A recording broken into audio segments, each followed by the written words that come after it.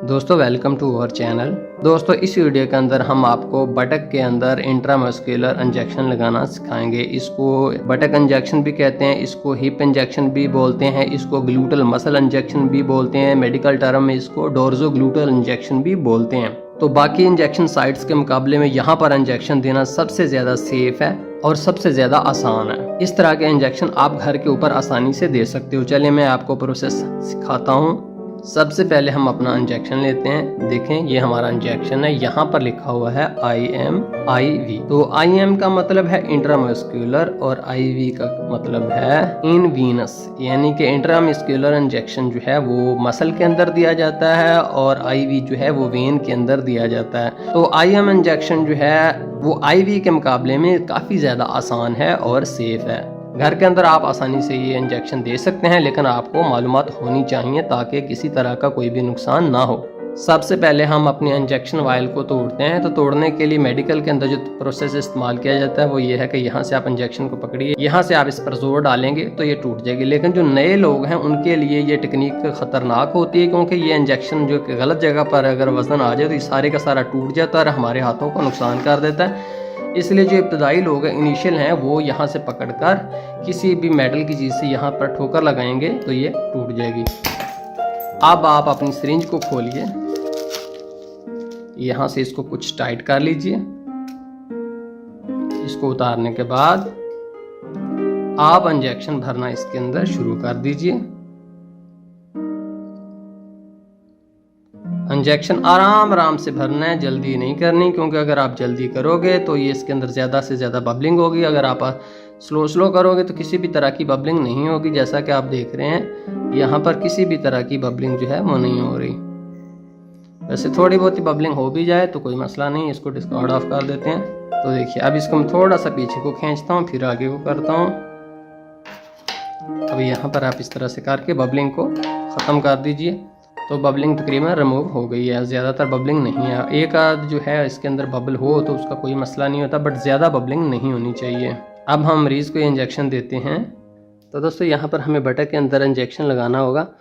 तो बटक के अंदर कौन सी साइड बिल्कुल सेफ़ है तो उसको हम समझते हैं। सेफ डोर्जो ग्लूटियल इंजेक्शन साइट, यानी वो जगह जहाँ इंजेक्शन लगाना सेफ़ है, जानने के लिए सबसे पहले आप बट को दरमियान से हॉरिजेंटली 2 बराबर हिस्सों में तकसीम करें और फिर वर्टिकली मज़ीद 2 और बराबर हिस्सों में तकसीम करें। यूं बट 4 बराबर हिस्सों में तकसीम हो जाएगा। तो यहाँ पर सेफ डोर्जो ग्लूटियल इंजेक्शन साइट अपर आउटर क्वाड्रेंट यानी ऊपरी बैरूनी हिस्से के अंदर होगी। यूं ही जब आपने दूसरे बट में इंजेक्शन लगाना हो तो इसका भी बिल्कुल वही तरीकाकार है जो कि पहले बताया गया है, यानी बट को 4 हिस्सों में तकसीम करें और सेफ इंजेक्शन साइट अपर आउटर क्वाड्रेंट के अंदर होगी। नाजरीन, अपर आउटर क्वाड्रेंट के अलावा कहीं भी हमें इंजेक्शन बिल्कुल नहीं देना चाहिए, क्योंकि इन क्वाड्रेंट्स के अंदर शाटिका नर्व्स और बड़ी ब्लड वेसल्स मौजूद होती हैं और गलती से इंजेक्शन इनके अंदर लग सकता है। याद रखें, अगर शाटिका नर्व के अंदर इंजेक्शन लग जाए तो उस टांग के अंदर पैरालाइज आ सकता है। इसलिए सिर्फ ऊपरी बैरूनी खाने के अंदर ही आपको इंजेक्शन लगाना होगा। दोस्तों अगर हम कहें कि चौथे क्वाड्रेंट के अंदर हमें कहाँ पर इंजेक्शन देना है, तो इसके भी अपर आउटर क्वाड्रेंट के अंदर ही आपको इंजेक्शन देना है। इस निशान वाली जगह के ऊपर आप इंजेक्शन दे सकते हैं।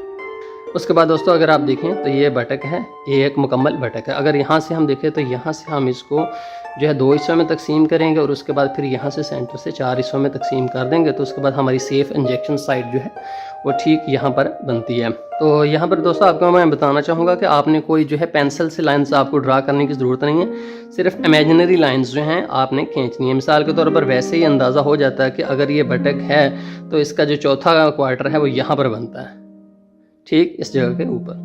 तो दोस्तों मेडिकल के अंदर तो यही है कि जब आप कोई भी इंजेक्शन लगाएं तो ऊपर किसी भी तरह का कपड़ा नहीं होना चाहिए, बट पर्दादारी के मामलात होते हैं, इसलिए आपको कपड़े के ऊपर से ही इंजेक्शन जो है देना होगा। उसके लिए आप जो है काटन को जो है आप स्प्रिट लगाने के बाद यहाँ से इस एरिया के ऊपर से डिसइंफेक्ट कर सकते हो।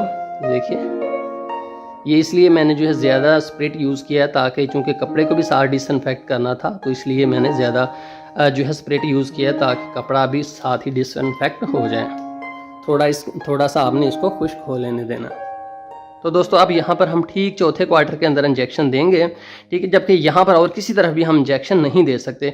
तो उसके लिए हमें जो है इंजेक्शन खोलकर यहाँ से सीधे 90 दर्जे के ऊपर जो है जिल्द के अंदर जो है लगाना होगा। ऐसा नहीं है कि हम यूं यूं यूं किसी तरह नहीं, ठीक जिल्द से 90 दर्जे के जाविये के ऊपर आपने अंदर इसको करना है। और उसके बाद जितनी सिरिंज है सारी की सारी अंदर जानी चाहिए, क्योंकि जहाँ पर जो मसल होता है काफ़ी नीचे होता है, तो इसलिए ये नहीं कि थोड़ी सी सुई आप जो है लगाकर इंजेक्शन लगाना शुरू कर दीजिए। देखिए इंजेक्शन लगाना बिल्कुल सेफ है। इंजेक्शन को यूं आप अपने 2 हाथों के अंदर पकड़िए और यहाँ पर लगाना है जिल्द से बिल्कुल ठीक 90 दर्जे के जाविये के ऊपर आप कीजिए और देखिए 1 2 3 गो। उसके बाद आप थोड़ा सा खींच कर इसको देखना है खून आ रहा है नहीं आ रहा, और आराम से आप इंजेक्शन जो है लगा दीजिए।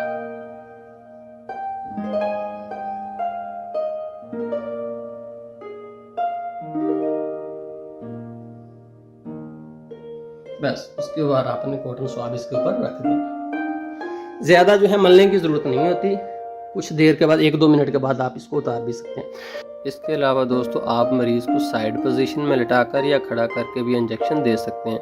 जहाँ तक सेफ्टी की बात है तो याद रखें कोई भी इंजेक्शन हो और दुनिया का कितना भी काबिल डॉक्टर हो, कॉम्प्लिकेशंस का ख़तरा हमेशा मौजूद होता है, क्योंकि इंजेक्शन इंसानी जिस्म के लिए कोई नॉर्मल एक्टिविटी नहीं है और ना ही इंसानी जिस्म इस तरह की चीज़ों के लिए बनाया गया है। फिर भी बाकी इंजेक्शन साइट्स के मुकाबले में बाटा इंजेक्शन ज़्यादा आसान भी है और यहाँ ख़तरा सबसे कम है। इसमें प्रोफेशनल मालूमात के अलावा आपको कुछ कॉन्फिडेंस की भी ज़रूरत होती है, इसलिए आपने घबराना बिल्कुल भी नहीं। इससे सिर्फ इतना ही दर्द होता है